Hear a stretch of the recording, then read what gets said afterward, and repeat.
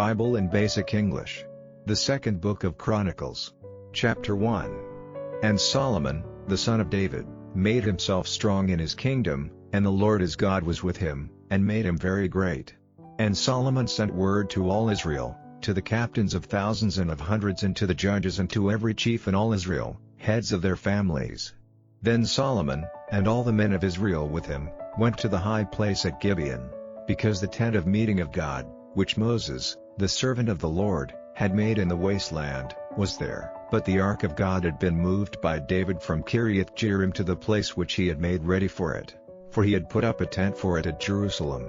And the altar of brass which Bezalel, the son of Uri, the son of Hur, had made, was there before the tent of the Lord, and Solomon and all the people went to give worship there.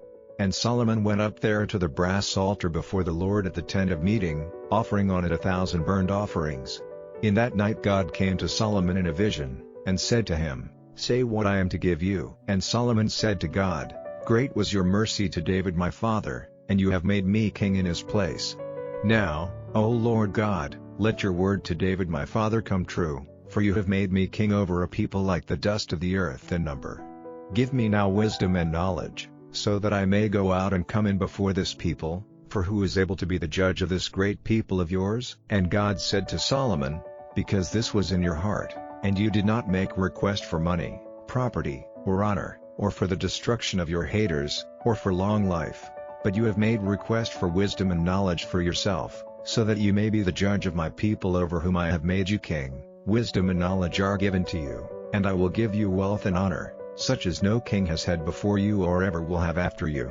So Solomon went back from the high place at Gibeon, from before the tent of meeting, to Jerusalem, and he was king over Israel. And Solomon got together war carriages and horsemen.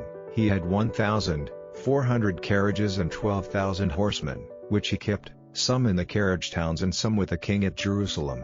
And the king made silver and gold as common as stones in Jerusalem, and cedar like the sycamore trees of the lowland in number. And Solomon's horses came out of Egypt. The king's traders got them from Koi at a price. A war carriage might be got from Egypt for 600 shekels of silver, and a horse for 150. They got them at the same rate for all the kings of the Hittites and the kings of Aram. Chapter 2. Now it was Solomon's purpose to put up a house for the name of the Lord and a house for himself as king. And Solomon had 70,000 men numbered for transport, and 80,000 for cutting stone in the mountains, and 3,600 as overseers.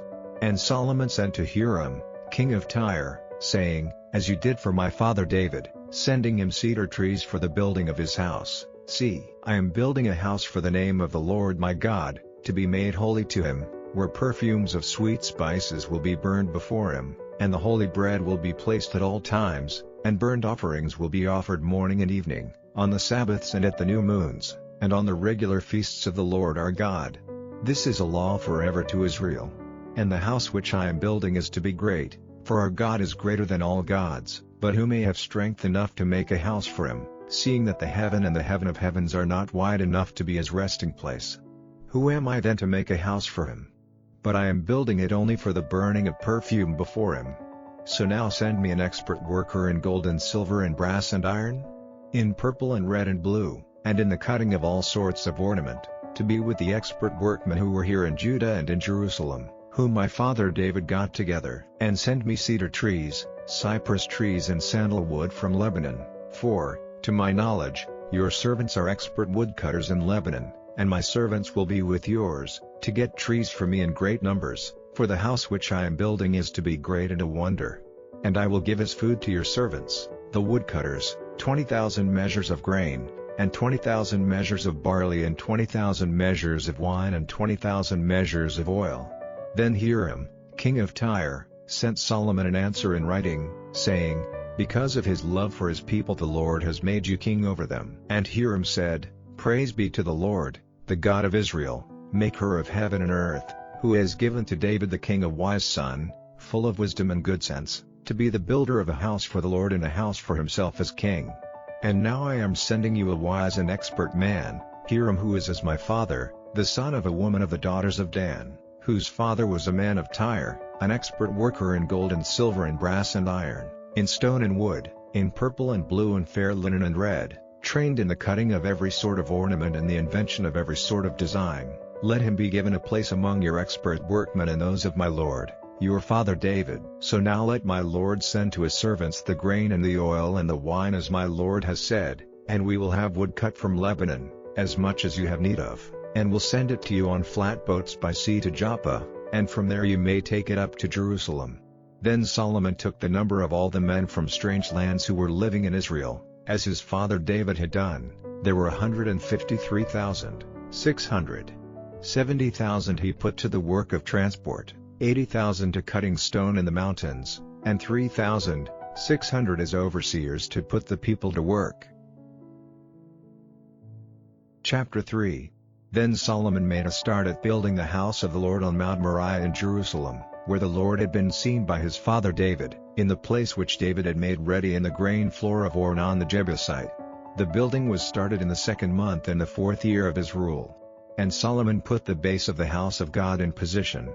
By the older measure it was 60 cubits long and 20 cubits wide. And the covered way in front of the house was 20 cubits long, as wide as the house, and 120 cubits high, all plated inside with the best gold. And the greater house was roofed with cypress wood, plated with the best gold and ornamented with designs of palm trees and chains. And the house was made beautiful with stones of great value, and the gold was gold of Parvaim.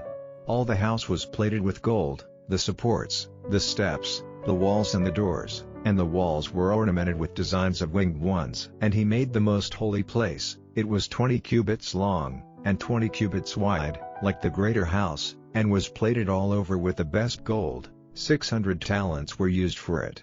And 50 shekels weight of gold was used for the nails. He had all the higher rooms plated with gold.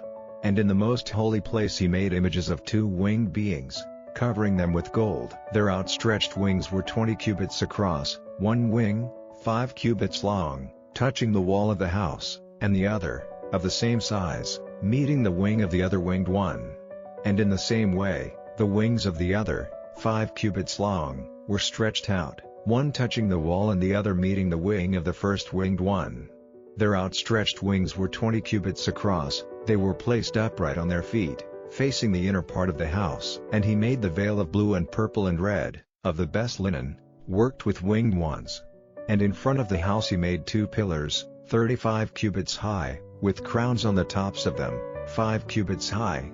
And he made chains, like neck ornaments, and put them on the tops of the pillars, and 100 apples on the chains.